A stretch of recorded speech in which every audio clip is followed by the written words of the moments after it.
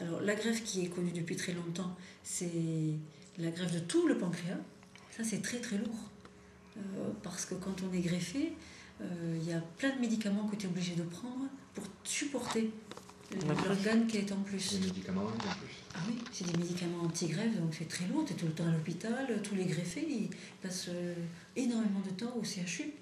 Donc tu deviens plus malade que d'être diabétique. Et ces médicaments, il y en a un que tu connais peut-être qui s'appelle les corticoïdes. Oui. C'est corticoïdes à vie.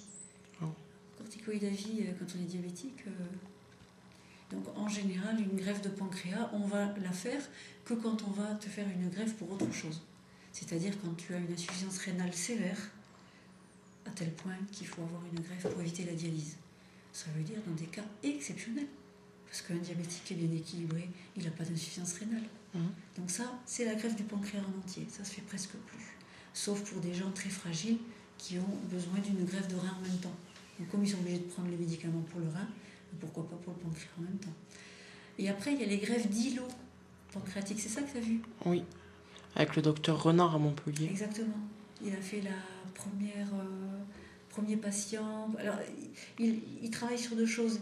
Il travaille sur les greffes d'îlots et il travaille aussi sur la pompe implantable. Oui, voilà. Et avec le matériel implantable qui mesure la glycémie tout seul et qui va dire la dose d'insuline. C'est sur le pancréas artificiel, on appelle ça. Tu l'as lu, ça? Oui. C'est pas la même chose.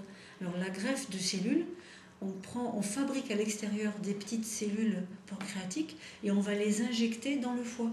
Et là, elles vont se multiplier et ça va fabriquer de l'insuline. Alors ça, c'est très très compliqué. Et les quelques patients pour qui ça a été fait, à ma connaissance, c'est une dizaine, quelque chose comme ça, en Europe ou en France, mais je crois que c'est en Europe même, ils ont tenu sans insuline pendant 1 an. Tu vois? Après, on n'arrive pas encore à bien le remplacer. Donc ça, c'est de la recherche. Et après, le pancréas artificiel, c'est de la recherche aussi. Parce qu'il s'est couplé à une pompe implantable et un appareil qui mesure la glycémie en permanence. Ces appareils, ils existent, ils ne sont pas remboursés en France. Donc déjà. Et après, c'est en fonction du taux que tu vas avoir qui va décider combien on injecte. Simplement, il agit avec retard. Parce que toi, tu fais de l'insuline rapide dès que tu te mets à manger.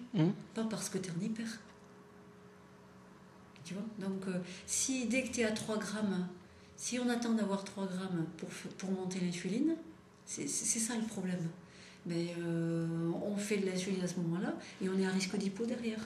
Donc pour l'instant, ils travaillent beaucoup avec les informaticiens, les ingénieurs pour définir des normes à quel moment on commence à monter l'insuline. Parce que toi, tu ne montes pas l'insuline quand tu es en hyper, tu montes l'insuline quand tu manges. Oui.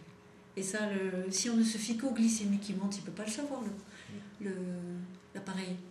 Il ne peut pas savoir combien tu vas manger. Non plus. Donc, c'est pas encore très très au point. Voilà. Est-ce que je vous donne assez de renseignements? Oui, c'est parfait.